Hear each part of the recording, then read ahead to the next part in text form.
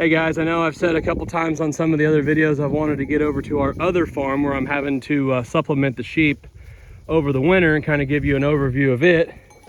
So that's what I'm doing this afternoon. I just unrolled a bale of hay to these guys, and I took this ring off and let them have this core here. If I do have to make a ring for sheep, a hay ring, I make it out of cattle panel. Take a cattle panel, and you have to cut like another smaller piece, but I put the bigger squares towards the bottom so they can reach their hay through, or their head through, sorry. And I wrap it around the bale.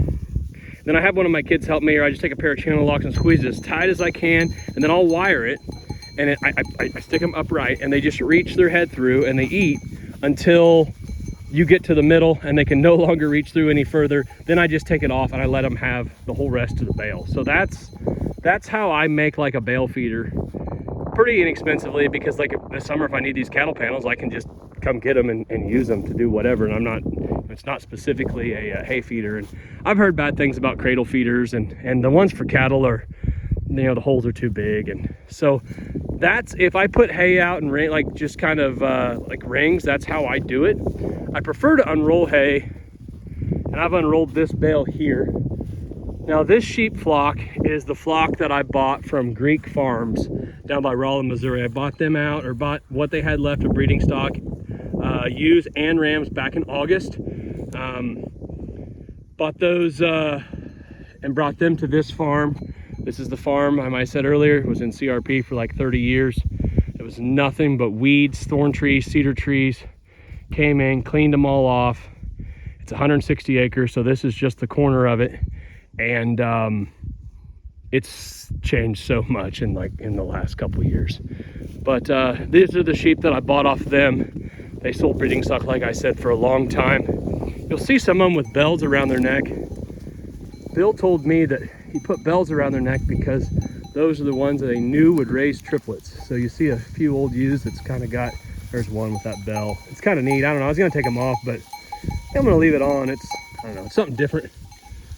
But yeah, we've been having to supplement these sheep, I don't know, probably just since the 1st of January. It's kind of a good test. I put some of those hay out, some of that hay out in rings, and just left it sit out until they started eating it. When they, you know, because sheep, this is not alfalfa, this is nothing great. This is just grass hay. So when they start eating it, you know that they need something to eat. So it's kind of a good gauge of when to start feeding them.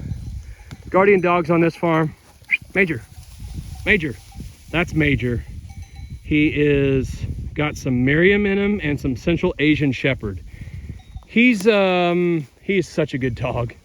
Other than those two big Pyrenees, ever since this guy showed up, he has just been the man. I mean, for a young dog, he has just absolutely been great. He's always with the sheep. He barks at everything. He barks at me when I come in here. He has been great. This black dog over here, that's his buddy. I moved him over here from the other farm. I didn't want him with those pups. I've had to remove him a couple times. Just, he's getting a lot better. He's just young, and you know, he just needs to be with a dog that knows what he's doing, and he's good with those other Pyrenees, but I really wanted those puppies to be with them instead. So I brought him over here, and ever since he's been with Major, I mean, he's just been great. I mean, they're a team. Yeah, they had to figure out who was boss, but ever since then they've been great over here. I've not had an issue at all fall or winter, all winter. So yeah, this is our other flock. These are all pure blood Katahdins, bred to pure blood Katahdins. So I'll probably keep their lambs separate from my others when I sell them this fall, in case somebody wants some pure bloods. But yeah, this is years and years and years of breeding right here, and these is an excellent flock of sheep.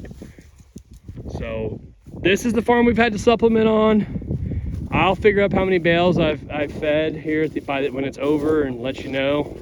But it's far different from the other farm.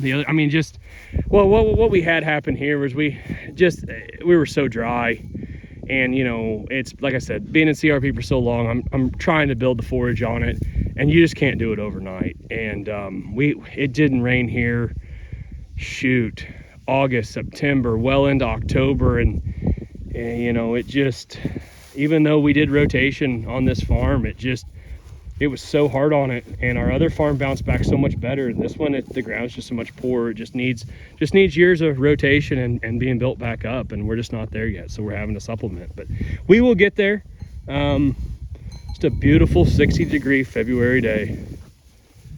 So thanks for watching. Have a good day, guys.